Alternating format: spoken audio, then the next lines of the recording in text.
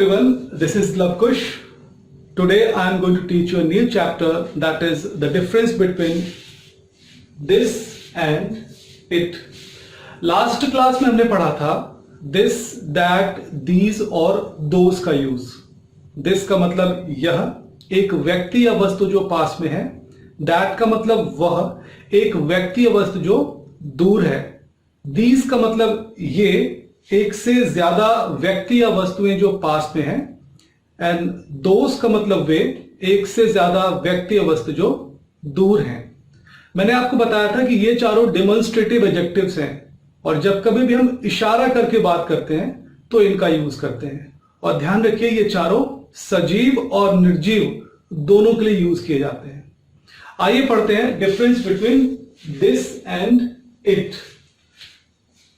This का मतलब यह होता है एक व्यक्ति या वस्तु जो पास में है. हम व्यक्ति यानी लिविंग थिंग्स, वस्तु यानी नॉन लिविंग थिंग्स दोनों के लिए यूज करते हैं. राइट. इट का मतलब यह होता है बट हम मैक्सिमम कंडीशन में इट को मौसम यानी वेदर, समय यानी टाइम, दिन यानी डे और महीना यानी मंथ, मैक्सिमम कंडीशन में इट को मौसम, समय, दिन, महीना तथा निर्जीव यानी नॉन लिविंग थिंग्स के बारे में बताने के लिए यूज करते हैं. राइट. आइए एग्जांपल्स लेते हैं. आज सोमवार है. It is Monday today. बहुत सारे स्टूडेंट्स टुडे को फ्रंट पे रखते हैं. टुडे इज मंडे बोलते हैं, which is wrong. It will always be in this form, that is it is Monday today, not today is Monday. Right. Second, जनवरी का महीना था. it was January. आज बहुत तेज हवा चल रही है. it is blowing hard today. Next, आज बहुत झुलसाने वाली गर्मी है. it is scorching hot today. आज मौसम बहुत शानदार है. There are two words which can be used for this particular sentence. It is pleasant oblique it is clement today. It is pleasant oblique it is clement today. Both are correct. आज मौसम बहुत खराब है. It is unpleasant today. Or we can say it is inclement today. I am repeating, it is unpleasant today or we can say it is inclement today. Next one is आज बहुत मूसलाधार वर्षा हो रही है. This particular sentence can be spoken in three ways. First, it is raining cats and dogs today. We can say it is raining cats and dogs today. First. Second one is it is raining heavily. This word can be used. And third, it is downpouring today. इन तीनों words का एक ही मतलब है. Right. Next one, आज बहुत कोहरा है. It is quite foggy today. एक वर्ड होता है स्मॉगी, जब धुआं प्लस धुंध दोनों होता है.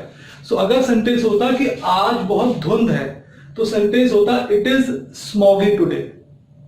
राइट. नेक्स्ट वन, ओले पड़ रहे हैं. It is hailing. अभी ठीक 10 बजे हैं. It is sharp 10 o'clock now.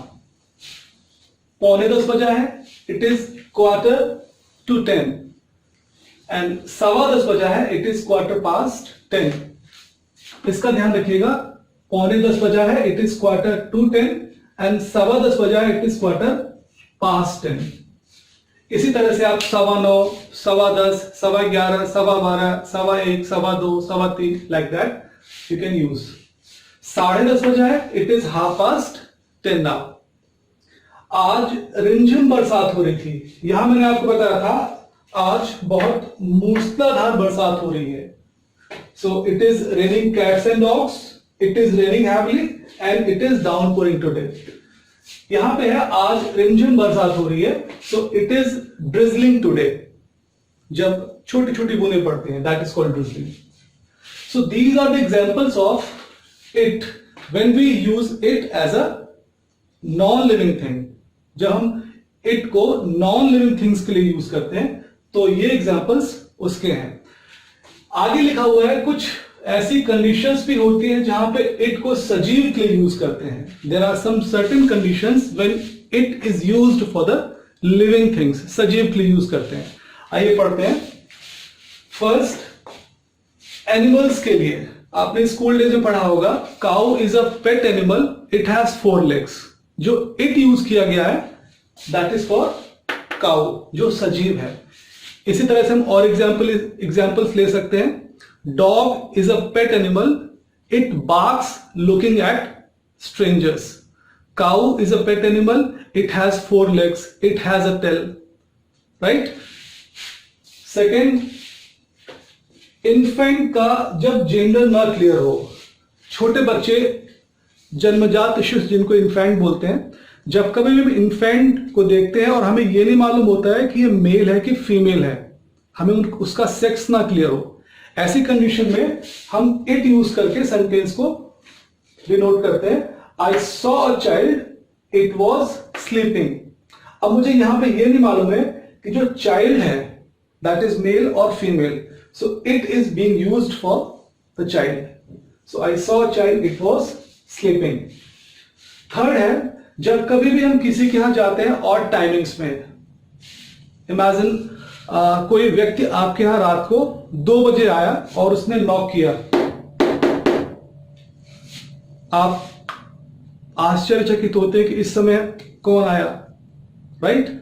ऐसी कंडीशन में दरवाजा खोलने के पहले आप पूछते हैं who is at the gate. सामने से रिप्लाई आया, it's me your brother, it's me your teacher, it's me your father, it's me your neighbour, या इसी तरह के और बहुत सारे सेंटेंसेस. सो अपनी पहचान बताने के लिए भी हम इट को यूज कर सकते हैं.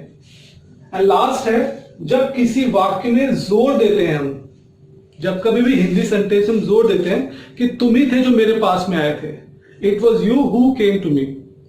तुम ही थे जिसने उस प्लॉट में पैसा इन्वेस्ट किया था, तुम ही थे जिसने वो किताब खरीदी थी, पापा ही थे जिन्होंने वह फैन खरीदा था, मम्मी थी जिन्होंने यह खाना बनाया था. Like that. तो इस तरह के सेंटेंसेस में भी हम इट को यूज कर सकते हैं. जैसे यहां लिखा है, यह तुम ही हो जो मुझे समझते हो, it is you who understands me. Next one, यह वही थी जिसने अपनी मां को बचाया था, it was she who saved her mother. So dear students, this was the difference between this and it. मैंने आपको बताया कि this जो है वो हम living things as well as non living things दोनों के लिए यूज करते हैं, बट it को मैक्सिमम कंडीशन में हम वेदर के लिए, टाइम के लिए, डे के लिए यूज करते हैं, एंड नॉन लिविंग थिंग्स को बताने के लिए यूज करते हैं. मौसम, समय, दिन, महीना, एंड नॉन लिविंग थिंग्स को बताने के लिए यूज करते हैं. Now I am going to tell you the difference between he and that. He का मतलब वह होता है and that का मतलब भी वह होता है. कहां पे he यूज करते हैं, कहां पे that यूज करते हैं. they का मतलब वे होता है and those का मतलब वे होता है. दोनों में क्या डिफरेंस है? So dear students, he हम living things के लिए यूज करते हैं and that living things as well as non living things के लिए यूज करते हैं, जैसा मैंने लास्ट क्लास में बताया था. राइट. सो एक व्यक्ति जो दूर है, एक वस्तु जो दूर है, जैसे वह मेरी किताब है, दैट इज माई बुक. वह मेरा दोस्त है, that is my friend. Confusion यहां पे होता है, एक सेंटेंस है कि वह मेरा दोस्त है, यहां पे हम ही इज माई फ्रेंड बोले या दैट इज माई फ्रेंड बोले. हम दोनों बोल सकते हैं अगर वहां पे एक ही लड़का खड़ा है. आपको मेरी बात समझ में आ रही है? मैं ये कहना चाहता हूं कि अगर एक व्यक्ति दूर खड़ा हुआ है और मैं कह रहा हूं कि वह मेरा भाई है, तो मैं कह सकता हूं दैट इज माई ब्रदर और ही इज माई ब्रदर. लेकिन कई सारे लड़के खड़े हैं, उन कई सारे लड़कों में मैं एक पर्टिकुलर व्यक्ति की ओर इंडिकेट कर रहा हूं और कह रहा हूं कि that is my brother, that yellow shirt is my brother. Right. तो यहां पे हम इंडिकेट कर रहे हैं, और जैसा मैंने बताया था कि जब कभी भी हम इंडिकेट करके बताएंगे तो हमेशा दिस, दैट, दीज, दोज को यूज करेंगे. So this is the difference between he and that. Same यही डिफरेंस दे एंड दोज में होता है. दे का हिंदी मतलब होता है वे, एंड दोज का मतलब भी होता है वे. अगर 4-5 बच्चों का एक ग्रुप खड़ा है और मैं कह रहा हूं कि वे मेरे दोस्त हैं, एक ही ग्रुप है, सो दे आर माई फ्रेंड्स और दोज आर माई फ्रेंड्स. लेकिन अगर 4-5 बच्चों का 4-5 ग्रुप खड़ा है, और मैं ये बताना चाहता हूं कि वे मेरे दोस्त हैं, एक पर्टिकुलर ग्रुप की ओर इंडिकेट कर रहा हूं मैं, और मैं कह रहा हूं कि वे मेरे दोस्त हैं, so those are my friends, right. मुझे लगता है आपको दिस, दैट, दीज, दोज में डिफरेंस समझ में आ गया होगा, एंड दैट और ही में डिफरेंस समझ में आ गया होगा, दैट ही के बाद में दे और इन दोज में आपको डिफरेंस समझ में आ गया होगा, दिस एंड इट में आपको डिफरेंस समझ में आ गया होगा, राइट। प्रैक्टिस करते रहिए, मुस्कुराते रहिए। Thank you very much.